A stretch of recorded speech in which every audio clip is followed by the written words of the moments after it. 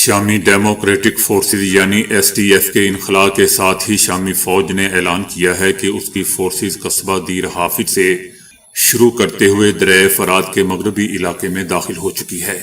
اس کے ساتھ ہی فوج نے مزید بتایا ہے کہ اس کے اہلکاروں نے حلب میں مسکنہ اور دبسی افغان کے 2 علاقوں کی جانب پیش قدمی شروع کر دی ہے اور الجراح فوجی ایئر بیس پر اپنے کنٹرول کا اشارہ بھی دیا ہے۔ بتایا جا رہا ہے کہ شامی ڈیموکریٹک فورسز کے سینکڑوں اہلکاروں نے خود کو فوج کے حوالے کر دیا ہے۔ شامی فوج نے اس سے پہلے شہریوں سے مطالبہ کیا تھا کہ وہ قصبہ دیر حافظ میں اس وقت تک داخل نہ ہوں جب تک اسے محفوظ بنانے اور وہاں سے بارودی سرنگوں اور جنگی باقیات کو ہٹانے کا کام مکمل نہ ہو جائے۔ یاد رہے دوستو کہ حلب شہر میں گزشتہ ہفتے شامی فوج اور ایس ڈی ایف یعنی شامی ڈیموکریٹک فورسز کے درمیان شدید جھڑپیں ہوئی تھی جو درجنوں کی ہلاکت اور ہزاروں کی بے گھری کے باعث بنی۔ ان جھڑپوں کا خاتمہ کرد فورسز کے شیخ مقصود الاشرفیہ اور بنی زید کے محلوں سے نکلنے کے معاہدے پر ہوا تھا۔ صدر ٹرمپ نے سپریم لیڈر آیت اللہ خامنئی کی سوشل میڈیا پوسٹ پڑھنے کے بعد بیان دیا ہے کہ وہ اپنے ملک کی مکمل تباہی کے مجرم اور قصوروار ہیں۔ صدر ٹرمپ نے ایرانی سپریم لیڈر کے 37 سالہ اقتدار کے خاتمے کا مطالبہ کرتے ہوئے کہا کہ اب وقت آ چکا ہے کہ ایران میں نئی قیادت تلاش کی جائے۔ صدر ٹرمپ نے ایران میں ممکنہ امریکی فوجی آپریشن کی وسعت کے بارے میں پوچھے گئے سوال پر یہ بھی کہا کہ آیت اللہ خامنئی کا اب تک کا بہترین فیصلہ 2 دن پہلے 800 سے زائد لوگوں کو سزائے موت نہ دینا تھا۔ صدر ٹرمپ کا یہ تبصرہ آیت اللہ خامنئی کے آن لائن اکاؤنٹ سے صدر ٹرمپ کے نام پیغامات کے سلسلے کی اشاعت کے تھوڑی دیر بعد سامنے آیا، جن میں امریکی صدر ٹرمپ پر ایران میں تشدد اور مہلک بد امنی کا ذمہ دار ہونے کا الزام لگایا گیا تھا۔ اس پوسٹ کا جائزہ لینے کے بعد صدر ٹرمپ کا کہنا تھا کہ ایران کے حکمراں اقتدار کے لیے جبر اور تشدد کا سہارا لیتے ہیں۔ انہوں نے مزید کہا کہ ملک کے قائد کے طور پر انہوں نے جو کچھ کیا وہ ایران کی مکمل تباہی اور غیر معمولی سطح پر تشدد کا استعمال ہے۔ صدر ٹرمپ کا کہنا تھا کہ ملک کو چلانے کے لیے قیادت چاہے وہ انتہائی نچلی سطح پر ہی کیوں نہ ہو، اس کو ملک کے معاملات کو صحیح طریقے سے چلانے پر ایسے توجہ دینی چاہیے جیسا کہ میں امریکہ کے ساتھ کر رہا ہوں۔ ان کا کہنا تھا کہ نہ کہ کنٹرول برقرار رکھنے کے لیے ہزاروں لوگوں کو مار دینا چاہیے۔ صدر ٹرمپ کا کہنا تھا کہ قیادت احترام پر مبنی ہوتی ہے، خوف اور موت پر نہیں۔ صدر ٹرمپ نے ذاتی سطح پر مزید آگے بڑھے اور علی خامنئی اور ایرانی نظام حکومت کی شدید مذمت کی۔ صدر ٹرمپ نے مزید کہا کہ یہ شخص بیمار ہے، اسے اپنا ملک صحیح طریقے سے چلانا چاہیے اور لوگوں کو مارنا بند کرنا چاہیے۔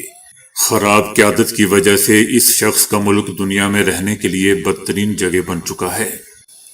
دوستو یاد رہے کہ ایرانی سپریم لیڈر آیت اللہ خامنئی نے صدر ٹرمپ کو احتجاج کے دوران جانی اور مالی نقصان اور ایرانیوں کی ساکھ کو متاثر کرنے کا ذمہ دار ٹھہرایا تھا۔ آیت اللہ خامنئی نے اپنے خطاب میں کہا تھا کہ ہم امریکی صدر ٹرمپ کو ملک میں ہونے والے جانی اور مالی نقصان کی وجہ سے مجرم سمجھتے ہیں۔ سپریم لیڈر کا کہنا تھا کہ ایران کے خلاف حالیہ اشتعال انگیزی مختلف تھی کیونکہ امریکی صدر اس میں ذاتی طور پر ملوث تھا۔ ان کا کہنا تھا کہ ملک میں حالیہ فتنے کے پیچھے ٹرمپ کا ہاتھ ہے۔ اسرائیل اور امریکہ سے وابستہ ان لوگوں نے احتجاج کے دوران بھاری نقصان پہنچایا اور ہزاروں افراد کو مار دیا۔ ایرانی سپریم لیڈر نے یہ بھی کہا تھا کہ ہماری حکومت ملک کو جنگ میں نہیں دھکیلے گی، لیکن وہ مقامی یا بین الاقوامی مجرموں کو سزا سے بھی بچنے نہیں دے گی۔ ان کا کہنا تھا کہ جہاں تک معاشی صورتحال کا تعلق ہے، اعتراف کرتا ہوں کہ یہ خراب ہے اور شہری حقیقی مشکلات کا سامنا کر رہے ہیں۔ سپریم لیڈر آیت اللہ خامنئی نے صدر ٹرمپ کو ظالم قرار دیتے ہوئے کہا کہ وہ بھی اسی طرح گریں گے جیسے فرعون گرا تھا۔ سپریم لیڈر آیت اللہ خامنئی کا یہ بیان اس وقت سامنے آیا جب امریکی صدر نے گزشتہ چند دنوں میں کئی بار ایران کے خلاف فوجی آپشن استعمال کرنے کا اشارہ دیا تھا اور خطے کی طرف طیارہ بردار بحری جہاز اور جنگی بیڑے روانہ کر دیے تھے۔ تاہم صدر ٹرمپ کے بیانات کی شدت میں اس وقت کمی آئی تھی جب ٹرمپ نے جمعے کو ایرانی قیادت کا اس بات پر شکریہ ادا کیا تھا کہ انہوں نے مظاہرین کی سزائے موت روک دی ہے۔ اسرائیلی وزیر اعظم نیتن یاہو نے کہا ہے کہ پیس کانفرنس سے وابستہ غزہ کے لیے خصوصی ایگزیکٹو کمیٹی کی تشکیل کا اعلان اسرائیل کے ساتھ کسی ہم آہنگی کے بغیر کیا گیا ہے۔ انہوں نے اسے اسرائیل کی پالیسی کے خلاف اقدام قرار دیا۔ نیتن یاہو نے وزیر خارجہ کو ہدایت دی ہے کہ وہ اس معاملے پر بات چیت کے لیے امریکی وزیر خارجہ سے رابطہ کریں۔ دوسری طرف انٹرنیشنل میڈیا کا بھی کہنا ہے کہ اسرائیل غزہ کی ایگزیکٹو کمیٹی کی تشکیل سے باخبر تھا۔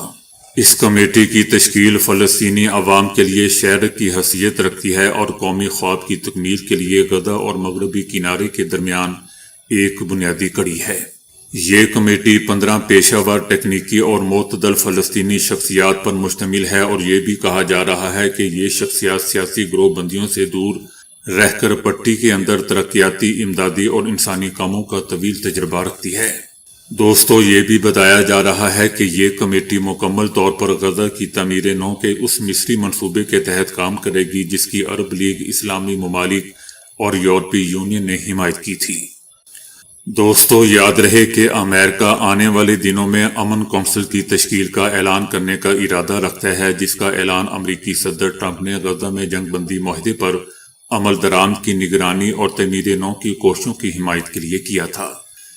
اس سے پہلے بین الاقوامی حمایت حاصل کرنے میں درپیش رکاوٹوں کی وجہ سے اس اعلان میں تاخیر ہوئی تھی۔ یہ بھی یاد رہے کہ جنگ بندی معاہدے کو اب بھی چیلنج کا سامنا ہے، کیونکہ حماس اور اسرائیل ایک دوسرے پر دوستوں خلاف ورزی کے الزامات لگا رہے ہیں۔ 10 اکتوبر کو اس کے نفاذ کے بعد سے اموات اور زخمی ہونے کا سلسلہ ابھی تک جاری ہے۔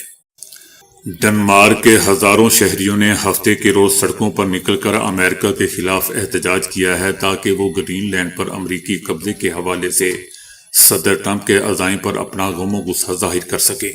ہزاروں شہریوں کا ڈنمارک میں یہ احتجاج دوستو اس وقت سامنے آیا جب جمعے کے روز صدر ٹرمپ نے یورپی ملکوں کو یہ دھمکی دی تھی کہ اگر انہوں نے گرین لینڈ کے حوالے سے ڈنمارک کے موقف کی حمایت کی اور امریکی عزائم کی مخالفت کی تو ان پر بھی مزید ٹیرف عائد کر دیا جائے گا۔ پہل یہ ٹیرف 10% ہوگا اور جون میں 25% بڑھا دیا جائے گا۔ یہ دوستو پہلا موقع ہے کہ امریکی صدر ٹرمپ نے یورپی ملکوں کے خلاف اپنے انتقامی اقتصادی عزائم کا کھلے عام اظہار کیا ہے تاکہ وہ گرین لینڈ پر قبضے میں امریکہ کے دباؤ میں رہیں اور حمایت پر مجبور ہو جائیں۔ سڑکوں پر موجود ہزاروں مظاہرین نے ڈنمارک اور گرین لینڈ کے پرچم اٹھا رکھے تھے اور گرین لینڈ پر قبضے کے منصوبے کے خلاف نعرے بازی بھی کر رہے تھے تاکہ صدر ٹرمپ کو ایک واضح پیغام دیا جا سکے کہ ڈنمارک اور گرین لینڈ کے لوگ گرین لینڈ کے تحفظ کے لیے متحد ہیں۔ یاد رہے دوستو کہ امریکی عزائم کے تناظر میں نیٹو کے رکن کئی یورپی ملکوں نے گرین لینڈ کے لیے اپنی فوجی دستے روانہ کیے ہیں۔ ان ملکوں میں برطانیہ، France, Germany, Holland, Finland, Norway اور سویڈن شامل ہے۔